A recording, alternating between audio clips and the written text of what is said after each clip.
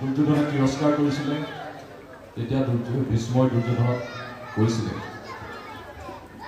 দুৰ্যোধন বুজিছো সকলো মই অবিশ্বাস ভীষ্মৰ প্ৰতি। দুৰ্যোধন ভীষ্মক ললে উপহাৰী কৰ্ণক পাতিবা তুমি কৌৰৱৰ প্ৰধান সেনাপতি।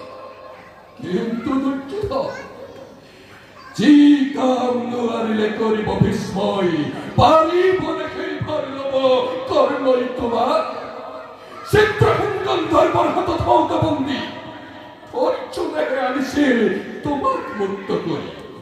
তেতিয়া আছিল মহামিত্ৰ কৰ্ণ তোমাক বিৰাট ৰজাৰ গোধনৰ দেহৰি অৰ্জুনে যেতিয়া পৰি কৰিছিল পৰিষদ তেতিয়া কিবা দৰে কৰ্ণই তোমাক কৰিছিল সহায়।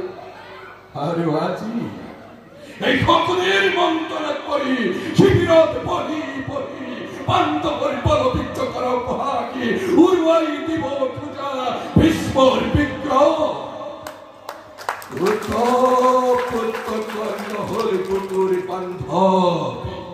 আৰু এই ভীষ্ম যাৰ প্ৰতি বিন্দু ৰক্ত অৰ্পিত হৈ আছে হস্তিনাৰ হিতৰ কাৰণে, এই ভীষ্ম হল আজি অপদাৰ্থ তোমাৰ মানৱ। ধন্যবাদ।